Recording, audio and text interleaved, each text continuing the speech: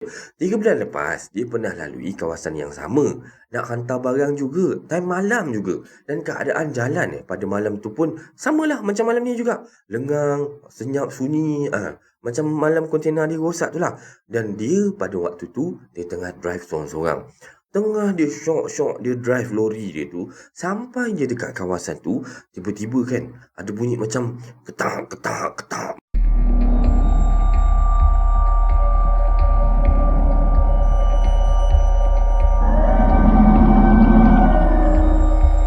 Baiklah, Assalamualaikum warahmatullahi wabarakatuh dan salam sejahtera kepada anda semua. Selamat datang ke channel Kisah Seram Malaysia. Diharapkan anda semua pada hari ini sihat-sihat belaka lah hendaknya, insya-Allah. Baiklah, semua kisah-kisah yang saya sampaikan pada hari ini anggaplah sebagai satu hiburan sahaja. Jadinya janganlah terlampau taksub ataupun terikut-ikut dengan kisah yang saya sampaikan pada hari ini ya.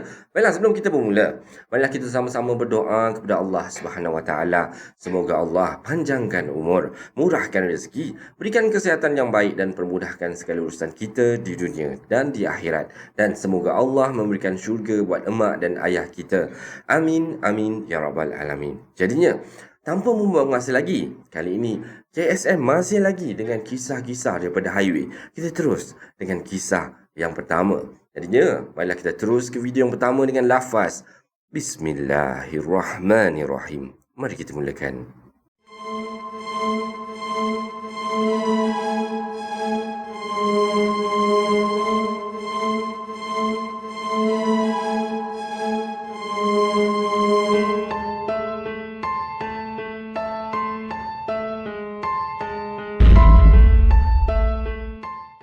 Baiklah, untuk kisah yang pertama ni, macam KSM katakan tadi, kisah berkenaan dengan highway kan. Okey, untuk kisah yang pertama ni, tajuk dia Lebuh Raya Karak macam tu. Assalamualaikum. Waalaikumsalam. Okey, berikut ni adalah 5 cerita hantu karak yang paling legend sekali.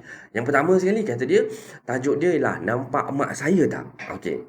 Pada satu malam tu, ada seorang lelaki yang berasal daripada Kuala Lumpur mahu pulang ke rumah pada waktu malam macam tu. Selalunya ramai orang akan memilih untuk menggunakan lebuh raya karak ni pada waktu malam ni kerana biasanya untuk nak mengelakkan kesesakan jalan raya dan juga bahang panas matahari kan. Begitulah juga dengan lelaki ini. Namun, lelaki ini yang begitu suci pemikiran dia ni daripada kisah-kisah hantu dekat lebuh raya karak ni terlalu penat tau pada malam tu. Lalunya dia pun memilih untuk berhenti memandu dan tidur di dalam kereta dekat tepi jalan tu.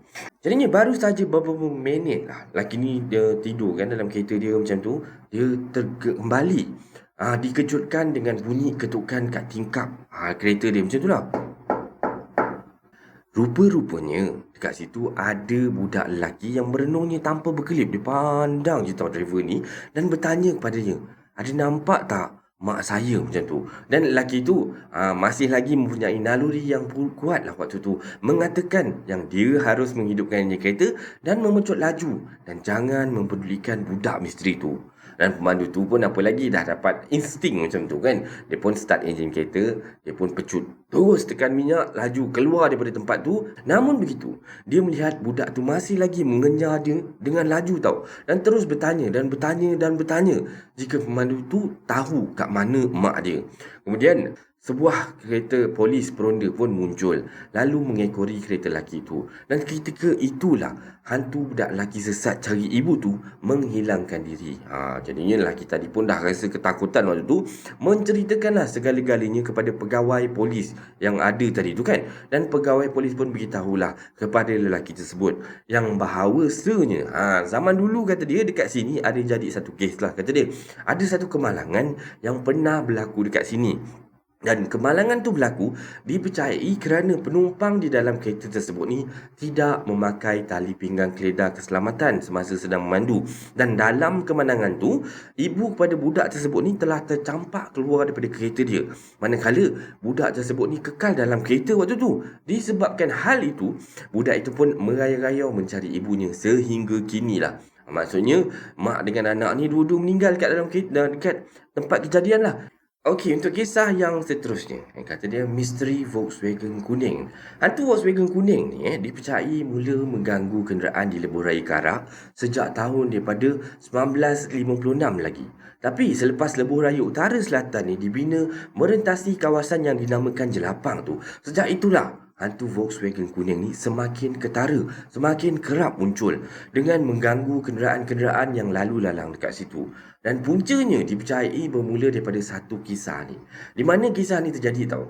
Seorang isteri curang dan membunuh suaminya ni dengan kejam sekali dan merampas kereta Volkswagen kuning milik suaminya. Dan sang suami ni pula mati sambil waktu meninggal tu mungkinlah rasa ataupun menyimpan dendam dalam hati tu untuk memiliki semula Volkswagen kuning tersebut. Dan kenyataannya jika benar hantu Volkswagen kuning ni wujud dan pernah dilihat orang, maka itu adalah jin, keturunan iblis yang bergelar Jembalang. Bukan si suami malang yang mati dibunuh dengan kejam tapi ini adalah jin, sejenis jin lah. Mungkin je menyerupai sebagai lelaki tu. Dan Volkswagen ini akan muncul secara tiba-tiba. Dan sekiranya pemandu memotong kereta tersebut, ia akan berada dekat hadapan. Tiba-tiba bila kita dah potong, dia ada lagi kat depan. Bila dah potong, dia ada lagi kat depan. Dan dipercayai banyaklah kemalangan-kemalangan yang berlaku disebabkan gangguan daripada Volkswagen kuning ni. Dan jadinya ada satu, menurut pengalaman seorang pelajar UIA yang datang daripada Gombak menuju ke Temerloh lah, memandu di jalan di jalan ni lah, jalan highway Karak ni dengan motosikal. Pernah terserempak lah dengan kereta kuning tu dekat lebuh raya tu pada tahun 2009 macam tu. Pada waktu senja, kira-kira jam 7.30 petang. Disebabkan dia dah mengetahui hal tersebut ataupun cerita-cerita berkenaan dengan Volkswagen kuning tersebut, beliau hanya mengambil langkah bertenang dan tidak memotong kereta tersebut. Dan kereta tersebut bergerak tanpa pemandu tau. Dan okey, yang ketiga pula ini kisah yang biasa-biasa yang orang kata yang urban legend lah yang terjadi dekat Karak ni kan. Okey, yang ketiga pula penampakan Pontianak kata dia. Tanpa berfikir panjang, pintu kereta ditutup dan Saifullah menekan pedal minyak semaunya. Dia tekan habislah. Si Malik menekuk muka, maksudnya tutup muka dia tu, dan Azizi pula menenangkannya. Tingkap yang sebelum itu dibiarkan terbuka, pantas ditutup. Hadi bertanya, apa yang mereka nampak dan kenapa kata-kata begitu? Dan aku rasa aku nampak Pontianak lah. Di tengah baring terlentang ke atas but kereta kau tadi. Tapi muka dia menghadap kita. Dan masa aku toleh ke belakang tadi, mata aku ni betul-betul nampak muka dia. Kata Saifullah ketika tu, menceritakan detik cemas dia dan rakan-rakannya disapa oleh makhluk halus dekat lebuh raya Karak tu. Jadi selepas mendengar pengakuan rakan dia lah, Saifullah ni cuba memberanikan diri untuk melihat ke cermin belakang. Namun tak ada apa pun yang kelihatan kat belakang tu. Dan Hadi pula cuba pandang ke cermin belakang menerusi cermin sisi kereta tu. Pul, betul lah. Aku nampak ada benda dekat belakang tadi, kata si Hadi. Mendengarkan katanya, kami semua tidak putus-putus membaca Al-Quran. Dan Hadi pula beberapa kali mengalunkan azan dalam tempoh 15 minit tu. Dah berapa kalilah si Hadi ni baca betul azan kan dalam kereta tu. Dan apabila keadaan telah pun menjadi tenang, barulah empat sekawan ini faham mengapa lori dan kereta yang memintas kereta mereka tadi menyalakan lampu besar, bagikan lampu tinggi. Mungkin mereka nak beritahu kita lah pasal lembaga tersebut. Tapi kita je yang tak faham kan. Muncul jugalah mereka masih boleh mengawal kenderaan kerana panik dan takut yang melampau juga boleh mengundang kemalangan. Jelasnya, yang sehingga kini mengelak untuk melalui lebuh raya Karak pada waktu malam ni tidak menolak kewujudan entiti di laluan berkenaan. Ramai yang berpendapat kawasan di sepanjang lebuh raya tersebut memang keras dan menerusi carian. Di beberapa blog yang memaparkan cerita-cerita seram ni, ramai yang dah disakat lah, yang pernah terserempak dengan makhluk halus dekat situ, terutamanya jika menggunakan jalan itu pada waktu malam. Ada juga yang mengaitkan gangguan-gangguan tersebut ni terjadi ekoran kejadian kemalangan maut yang kerap berlaku dekat situ. Dan ada juga yang berpendapat memang kawasan tersebut memang kawasan keras kerana ia adalah tapak asal perkuburan lama. Okey, kisah yang keempat kereta sebuah keluarga rosak tersadai di tepi lebuh raya kat situ lah. Dan sepasang suami isteri ni yang masih muda ni bersama dengan baby dia orang lah, sedang dalam perjalanan di lebuh raya Karak tu lah. Dan pada ketika itulah waktu malam. Okey. Mereka memilih waktu malam ni untuk mengelakkan trafik jam dan panas matahari. Biasalah ramai orang yang macam tu kan. Jadinya ni mungkin kita boleh ambil iktibar lah sikit daripada kisah ni. Okey. Semasa si suami ni memandu dalam kesunyian lebuh raya Karak tu, tiba-tiba kereta yang dipandunya ni menghadapi masalah dan enjin terus mati tau. Jadinya si suami ni terkejut lah. Dan dia yakin yang dia dah check pun kereta ni. Dah check minyak hitam, dah servis apa semua sebelum nak memulakan perjalanan. Yelah, nak jalan jauh kan. Jadi untuk nak keselamatan keluarga dia apa semua kan. Kemudiannya mereka tak ada pilihan lain waktu tu kecuali berhenti dekat tepi jalan. Okey, jadinya bila dah berhenti kat tepi jalan, si suami ni pun keluar untuk periksa enjin kereta tersebut. Manakala si isteri ni bersama anak mereka menunggu kat dalam kereta je. Jadinya, lepas beberapa minit macam tu lah, si suami pun kembali semula dan memberitahu yang dia tak jumpa apa-apa masalah pun dekat kereta. Dan dia cuba untuk hidupkan kereta itu sekali lagi. Tetapi kan, kereta masih tak boleh nak hidupkan tau. Jadinya akhirnya si suami ni terpaksalah membuatkan keputusan yang sukar, sama ada nak tunggu saja dekat dalam kereta ataupun tunggu sampai kereta-kereta lain sampai boleh minta tolong, ataupun nak kena cari satu pondok telefon yang ada dekat situ lah untuk nak buat panggilan, panggil pihak berkuasa ke, panggil towing ke, macam tu lah agaknya kan. Tetapi sebenarnya kat dalam hati lelaki ni lah, jauh dalam sudut hati dia ni sebenarnya tak nak pun tinggalkan keluarga dia, anak dia dengan baby, isteri dia dengan baby kecil dia dalam kereta waktu tu. Jadinya si suami ni pun ambil lah keputusan untuk nak tunggu dulu. Orang kata duduk dulu dekat situ, tunggu sampai ada kereta lain sampai. Namun dah lama tunggu. Dekat 20 minit jugalah menunggu kat situ, tapi tak ada satu kereta pun yang ada kat situ. Jadinya suami waktu tu dah tak ada orang kata pilihan lain. Dah tak ada macam mana nak selesaikan masalah ni kan. Jadinya si suami ni pun nekat lah untuk cari pondok telefon yang berdekatan. Jadi sebelum pergi ni, dia pun dah nasihatkan, orang kata tinggalkan pesan kat isteri dia. Kata dia, kunci pintu sayang. Jangan buka pintu. Kalau ada sesiapa ketuk ke apa benda, awak jangan buka pintu kereta. Lalu dengan hati yang berat, si lelaki ni pun pergilah meninggalkan isteri dan anak dia. Dan si isteri ni ada dalam kereta waktu tu hanya melihat je lah suami dia berjalan pergi dengan kerisauan yang sangat-sangat kat dalam hati waktu tu. Dan si isteri ni berdoa lah agar seseorang akan ternampak kereta mereka yang rosak waktu tu dan menawarkan orang kata bantuan. Setelah berjam-jam berlalu, si isteri ni mula dah bertambah risau, dah rasa takut dah. Dia risau jika ada sesuatu terjadi pada suami dia.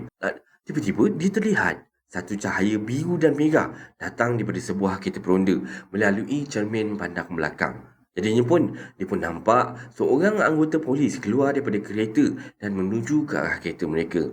Dan polis ni pun meminta si isteri ni untuk keluar daripada kereta rosak tersebut secara senyap-senyap. Katanya, jangan pandang belakang dan jangan buat bising. Sewaktu polis ni mengarahkan menggunakan helm pada isteri tu untuk datang kepada kereta peronda polis tu. Jadinya, bila si isteri dah dengar orang kata polis tu panggil macam tu, jadinya isteri pun keluarlah. Perlahan-lahan bersama dengan bayi dia ni berjalan menuju ke arah kereta polis. Kan. Jadinya dia pun bila si isteri ni dah berada dekat jarak yang agak selamat lah dan dah dekat dengan kereta peronda polis tu, si isteri pun menoleh ke belakang dan terlihat kepala tanpa badan suami dia dekat atas kereta mereka. Dan sehingga hari inilah badan si suami ni masih belum ditemui lagi. Okey, untuk kisah yang kelima panggilan seram ke sebuah saluran radio. Ini terjadi dekat Karak juga, okey. Dan satu malam tu, seorang DJ radio pada tahun 90-an dululah mengadakan satu rancangan berkongsi cerita-cerita seram lah. Jadinya tiba-tiba dia pun mendapat satu panggilan ataupun call lah daripada seorang pemanggil yang menceritakan ataupun ingin menceritakan pengalaman ngeri yang dia lalui lah. Dan cerita tu dia dengar secara langsung di radio oleh semua pendengar dekat seluruh Malaysia waktu tu. Dan pemanggil itu telefon dan menceritakan pengalaman dia sedang memandu waktu malam di sebuah ataupun di satu lebuh raya bersama kedua orang tua dia, yang mana Kemudiannya, mereka terlibat dalam satu kemalangan tragik waktu tu. Dan kereta yang dipandu mereka ni, ataupun dipandu ayahnya ni, terjatuh ke dalam kaum. Dan dia menceritakan cerita ni dengan gaya ni, memang nampak macam sangat-sangat sedih lah. Dengan terisak-isak dia, dengan macam mengadu kesakitan macam tu lah. Kerana, yelah, waktu tu seluruh keluarganya, seluruh ahli keluarga dia ni meninggal dunia akibat kemalangan tersebut lah. Dan akhir sekali, si dia ni berkata tau, dia nampak dirinya juga mati dekat tempat kejadian tu. Dan diikuti lepas tu, Hilai tawa dan kemudiannya talian terus terputus tau. Jadinya DJ radio tersebut pun cubalah memanggil-manggil semula ataupun telefon balik pemanggil tu, tetapi pemanggil tidak dapat disambung lagi. Jadi beberapa minit kemudian rancangan pun kembali macam biasa je lah ya. Takkan DJ radio tu nak lagi pula kan. Jadi ramailah yang menyangkakan sebenarnya ia adalah sebagai ataupun sekadar prank call atau panggilan palsu je lah kan. Namun keesokan harinya dekat akhbar terpampang berita mengenai kemalangan di kilometer yang sama seperti yang diceritakan oleh si pemanggil radio malam tadi. Dan mangsa-mangsa yang mati adalah 2 orang warga emas dan seorang kanak-kanak dan sepasang suami isteri. Dan DJ radio berkenaan terkejut lalu cuba mendengar semula rakaman yang dia buat malam tadi daripada pemanggil misteri tersebut. Namun rakaman tersebut kosong dan hanya dipenuhi dengan suara bunyi perempuan menangis dan mengilai-ngilai yang mengerikan. Dan ini adalah kisah pembukaan untuk malam ni. Macam mana anda rasakan? Inilah mana pada siapa yang tak tahu kan, kisah-kisah yang urban legend yang terjadi, yang selalunya kita kaitkan dengan lebuh Raya Kairak. Dan ini adalah kisah-kisahnya. Baiklah, ini adalah kisah pembukaan untuk kisah seram Malaysia pada malam ini. Semoga anda terhibur. Okey, kita ada lagi kisah seterusnya. Kita terus dengan kisah yang kedua ya.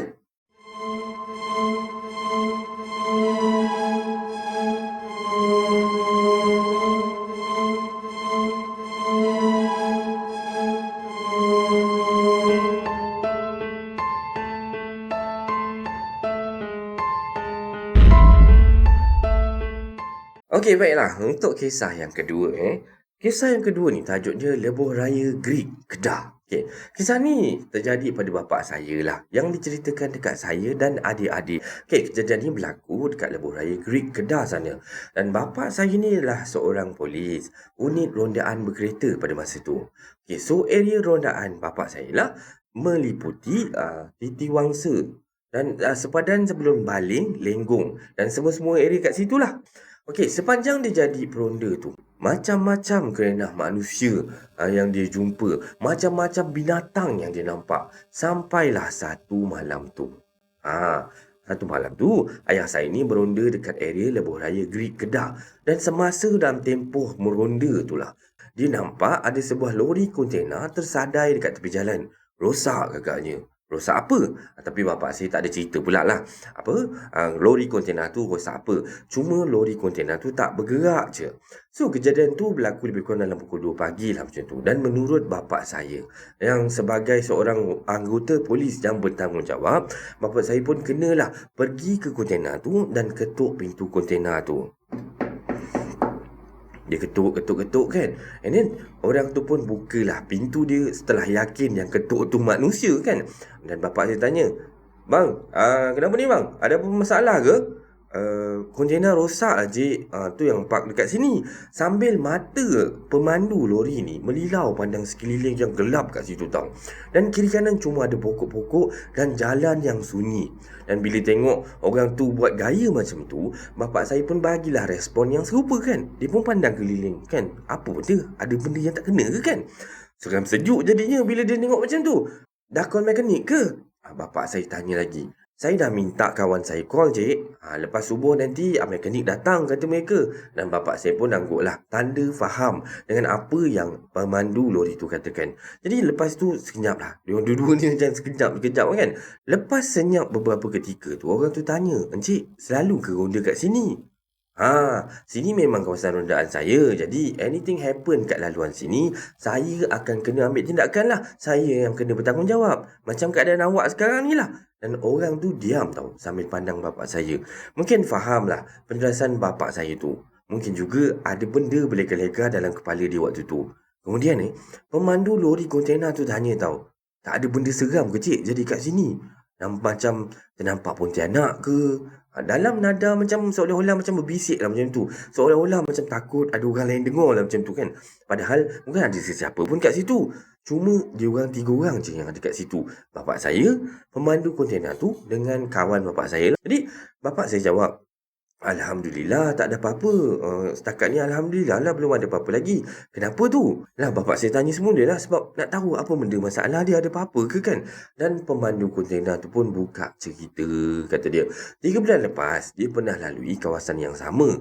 Nak hantar barang juga. Time malam juga. Dan keadaan jalan pada malam tu pun samalah macam malam ni juga. Lengang, senyap, sunyi. Macam malam kontena dia rosak tu lah. Dan dia pada waktu tu dia tengah drive seorang-seorang. Tengah dia syok-syok dia drive lori dia tu. Sampai dia dekat kawasan tu, tiba-tiba kan ada bunyi macam ketak macam tu lah kan. Macam ada benda macam terhantuk-hantuk dekat dia punya badan kontena dekat belakang. Alah, pernah dengar kan? Macam ada orang ketuk-ketuk dekat atas kontena kan bunyi kedang macam tu kan? Macam tu lah lebih kurang bunyi dia. Bising lah. Dan perasaan dia nak waktu tu memang macam berkobar-kobar. Kuat tau rasa apa benda lah bunyi macam tu dekat dia punya kontena kan? Jadinya dia pun pandang lah cermin sisi lori dia tu. Nak tahu apa yang dia nampak? Dia nampak dekat situ ada perempuan tau. Tengah terbang macam dekat sebelah dia punya kontena tu sambil kepala dia tu hantuk-hantuk dekat kontena dia macam tu. Dah bila dia nampak macam tu memang kejap perut lah dia kan. Terus meremang dia tu kan. Kepala lutut pun rasa macam longlai betul lah. Rasa macam nak tercabut rezeki dia lah. Nampak benda yang jarang-jarang nak dinampak orang-orang lain kan. Sebab kan takut dia tekan pedal minyak tu sampai habis. Kasih laju lah. Tapi benda tu boleh follow sama laju juga dengan lori dia. Lagilah nak putus semangat pemandu lori waktu tu. Dan dia pun berdoa lah kepada Allah SWT untuk memohon perlindungan. Lama jugalah dia dalam keadaan macam tu. Yalah, beriringan dengan benda yang kat tepi sebelah kontena lori dia tu kan. Sampailah kat satu selekoh ni. Tapi selekoh tu ada papan tanda selekoh tajam. And ada sikit ruang if kenderaan nak berhenti kat situ. Dan tiba-tiba Kak Pun yang tadi berada kat sebelah lori kontena dia tu, potong lori dia tu, terus mendarat dekat signboard tu tau.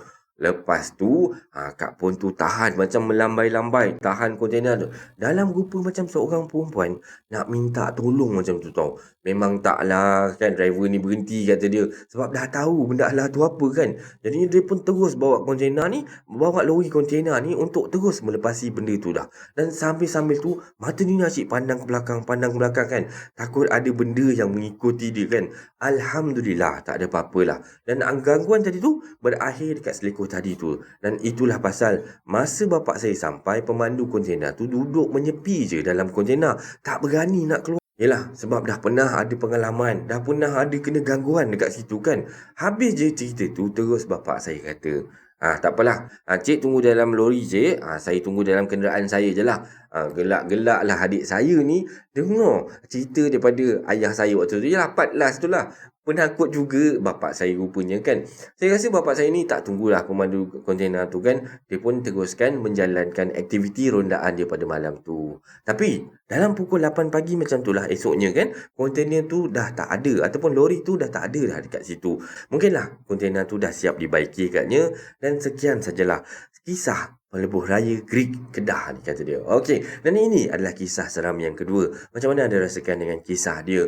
Okey, dan kita teruskan dengan kisah yang ketiga.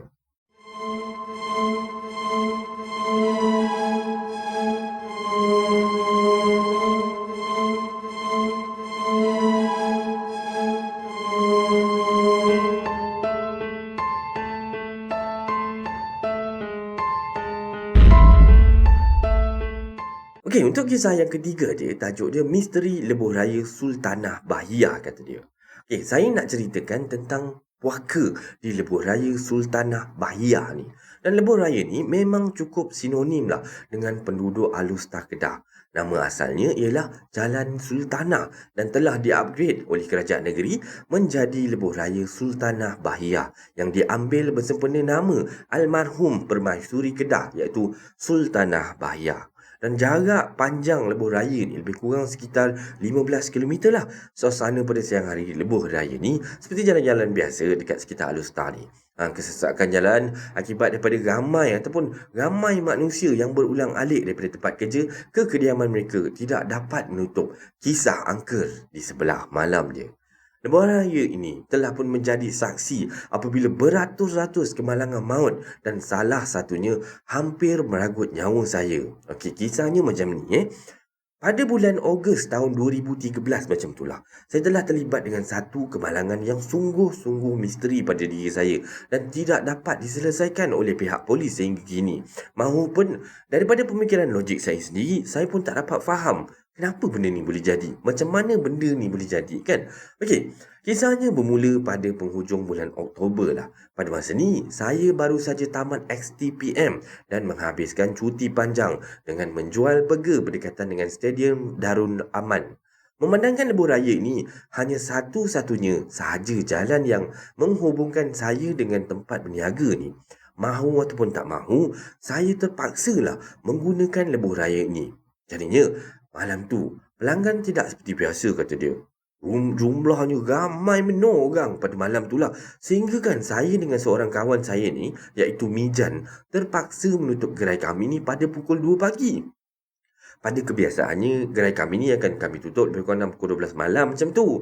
Jadinya selesai kami meniaga pada malam tu. Kami pun kemas-kemas barang apa semua dan kira-kira stok untuk dibeli pada esok harinya. Semasa saya menghidupkan enjin motosikal Honda Wave S kesayangan saya tu, tiba-tiba satu hembusan angin yang agak perlahan tapi saya dapat rasai. Walaupun saya dah pakai helmet tu, saya rasa macam ada sesuatu meniup ke dalam telinga saya. Anda bayangkan kita pakai helmet, kemudian ada rasa macam kat dalam telinga, macam mana perasaan kan? Berserta waktu tu dengan lolongan anjing yang sayup-sayup kedengaran kan. Masa tu, saya sedar bahawa malam tu merupakan malam Jumaat Kliwon dan perjalanan pulang ke rumah daripada gerai burger ni mengambil masa lebih kurang dalam 15 minit saja. Walau bagaimanapun, perjalanan tersebut dirasakan terlalu lama tau. Dan dalam perjalanan pulang tu, saya terserempak dengan 2 ekor anjing yang sedang bergaduh dan salah seekor anjing tersebut menggonggong seakan-akan apa yang digonggong tu adalah kaki manusia tau. Jadinya waktu ni, saya pun meniaga dah sampai pukul 2 pagi macam tu kan. Kemas-kemas gebrak-gebuk dah dekat pukul 3 pagi dah. Waktu ni memang rasa penat sangat tau. Akibat terlalu penat, saya pun malas nak layan benda tu. Lantak lah kan. Saya macam buat endah tak endah je dengan benda tu. Jadi saya pun meneruskan perjalanannya tanpa mempedulikan pergaduhan antara anjing-anjing itulah. Dan papan tanda kat situ tertulis Lebuh Raya Sultanah Bahiyah ni. Dan hal ini telah pun menandakan bahawa saya sedang berada dekat jalan angker ni. Tiada sebuah kereta maupun motosikal pun pada ketika itu. Dan kelajuan motosikal saya ketika ini lebih kurang dalam 60 km sejam saja. Terus, saya perah throttle untuk lajukan kenderaan saya waktu itulah. Jarum odometer pada awalnya berada pada 60 km sejam tu terus bertukar menjadi 90 km sejam setelah saya pulas throttle tu sampai habis. Namun, kelajuan motor saya ni tidak seperti yang ditunjukkan oleh odometer. Motor saya ni terasa macam berat betul tau pada malam tu. Dan macam saya ni tengah membonceng orang dekat belakang saya. Dengan cekal hatinya, saya melihat side mirror motor saya. Tapi tak ada sesiapa pun kat belakang waktu tu. Jadinya dengan perasaan yang takut lah. Setelah segala ayat suci Al-Quran ni, saya baca dan saya kembali fokus pada jalan. Dan di bawah salah satu lampu tersebut, saya terpandang akan sesosok tubuh seorang lelaki yang berdiri tanpa kaki kanannya. Motosikal saya ni melintasi betul-betul sebelah lelaki tu dan mata saya ni masih lagi pandang je tau lelaki tu. Saya waktu ni dah ibarat macam terpukau apabila saya pandang je lelaki tu. Dan saya masih lagi ingat sehingga sekarang akan wajah dia tu tau. Dan wajahnya seperti baru saja terbabit dalam kemalangan. Isi muka dia terkeluar sehingga menampakkan tulang muka dia. Darah yang mengalir masih lagi segar, nampak mengalir lagi tau. Dan bajunya koyak dan seluar jeans yang dipakainya dipenuhi dengan darah. Dan kaki sebelah kanannya tak ada tau. Tersentak daripada pukauan ataupun pandangan saya tadi tu, pandang lelaki tu, tiba-tiba saya tersentak. Tiba-tiba motosikal yang saya tunggang ni hilang kawalan hingga terbabas dan melanggar pembahagi jalan. Dan keadaan itu menyebabkan saya terpelanting ke arah jalan bertentangan, dan dalam usaha untuk bangun tu, saya terlihat sebuah cahaya. Seakan-akan cahaya daripada lampu kereta menghampiri diri saya. Dan dalam kekalutan tersebut, sebuah kereta Nissan Sunny berwarna putih terus menghentam saya. Dan setelah saya sedar daripada pengsan ni, baru saya tahu yang diri saya ni telah berada di ward di sebuah hospital swasta. Dan setelah 2 hari saya dalam keadaan koma waktu tu, kecederaan yang saya alami agak teruk juga tau. Kaki kanan saya terpaksa dimasukkan besi kerana tulang lutut telah hancur. Mengikut doktor yang merawat saya, kata dia, keadaan kaki saya ni semasa tu seperti digilis lori tau. Dan 2 jari tangan telah patah. Dan beberapa harilah saya dekat ward tu, saya pun dibenarkan pulang dan membuat laporan polis tentang kemalangan tersebut. Jadi setelah meneliti CCTV yang dipasang di lebuh raya itu, polis tak dapat mengesahkan kejadian langgar lari tersebut. Berdasarkan pemerhatian pihak polis daripada CCTV ni, hanya saya seorang saja yang berada dekat atas jalan semasa kejadian tersebut berlakulah. Dan tiada sebarang kenderaan yang melanggar saya. Saya juga terdengar bahawa kaki seorang lelaki yang terputus semasa terlibat dalam kemalangan telah dijumpai. Dan saya terus ingat tentang lelaki itulah yang saya nampak yang berada dekat bawah lampu dekat lebuh raya tu kan.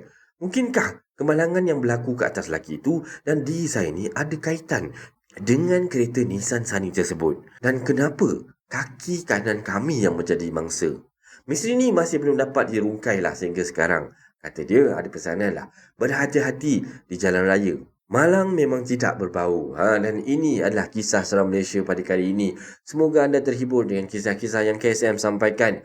Sebarang komen, like dan share daripada anda semua amat-amatlah dihargai. Terima kasih pada yang dah sudi subscribe di channel Kisah Seram Malaysia ni. Dan yang masih belum tu, bantulah saya dengan menekan butang subscribe, like dan sharekan video ini kepada kawan-kawan anda. Sokongan daripada anda semua adalah ibarat satu pembakar semangat buat saya untuk terus berkarya, agar saya terus berusaha untuk membuat banyak video-video yang baik, yang menarik dan berkualiti untuk anda semua tonton, insya-Allah. Jadinya, yang baik itu datang daripada Allah Subhanahu Wa Taala dan yang buruk itu datang daripada kelemahan diri saya sendiri. Saya akhiri kisah seram Malaysia pada kali ini dengan lafaz Assalamualaikum warahmatullahi wabarakatuh.